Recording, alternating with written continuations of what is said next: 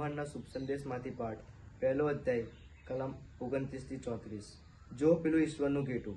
બીજે દિવસે ઈશ્વરને પોતા તરફ આવતા જોઈને યુહાન બોલી ઉઠ્યા, જો પેલું ઈશ્વરનું ઘેટું, એ દુનિયાનું પાપ હરી લેનાર છે. એને જ વિશે હું કહેતો હતો કે મારી પાછળ એવો એક માણસ આવે છે કે જેનું સ્થાન મારા કરતાં આગળ છે, કારણ હું જન્મ્યો તે પહેલાં પણ તે હતો જ.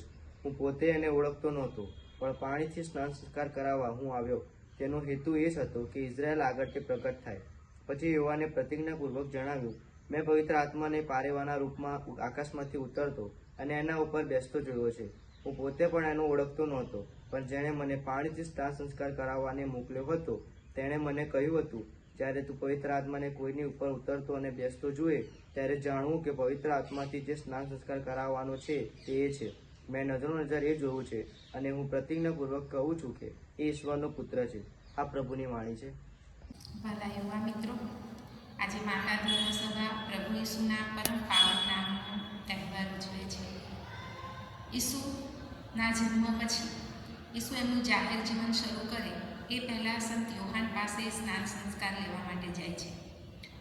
સંત યોહાન એમને માનવીય સંબંધથી તો ઓળખતા હતા, કારણ કે એ લોકો બંને ભાઈઓ હતા, પિતરાય ભાઈઓ હતા. પણ ઈશ્વરનું જે દૈવી રૂપ હતું, ઈસુનું જે દૈવી રૂપ હતું, એનાથી સંત યોહાન એટલે કે સ્નાન સંસ્કારક યોહાન અજાણ હતા. જ્યારે એ ઈસુને સ્નાન સંસ્કાર આપે છે ત્યારે એમને એક પવિત્ર અનુભવ થાય છે, ઈસુની દિવ્યતાનો અનુભવ થાય છે, કારણ કે ત્યાં પારેવાના રૂપમાં પવિત્ર આત્મા ઈસુ ઉપર ઉતરી આવે છે.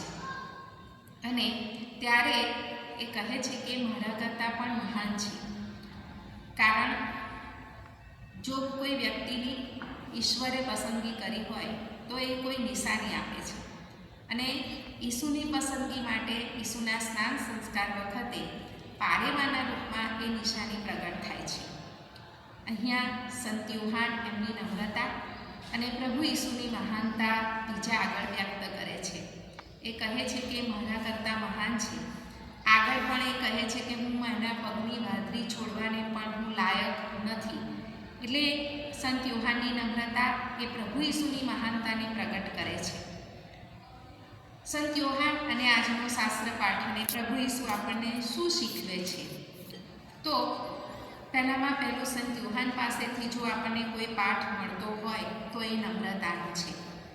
અને બીજું, પ્રભુ ઈસુની પવિત્રતા અને દિવ્યતા એ પવિત્ર આત્મા પ્રગટ કરે છે.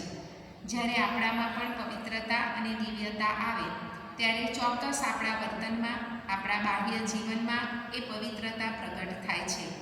તો આજના શાસ્ત્ર પાઠો આપણને પ્રભુ ઈસુ સાથે પવિત્ર બનવાની અને પવિત્રતાને પ્રગટ કરવાની હાકલ કરે છે. અને પ્રથમ શાસ્ત્ર પાઠમાં કહેવામાં આવ્યું છે કે જે ઈશ્વરના સંતાનો છે એ કદી પાપ કરતા નથી. એટલે આપણે સૌ ઈશ્વરના સંતાનો છે, પ્રકાશના સંતાનો છે, અને પ્રકાશના સંતાનો તરીકે આપણને પણ પાપ મુક્ત રહીને જીવન જીવવાની કૃપા મળે એવી પ્રભુને પ્રાર્થના કરીએ. આમીન. I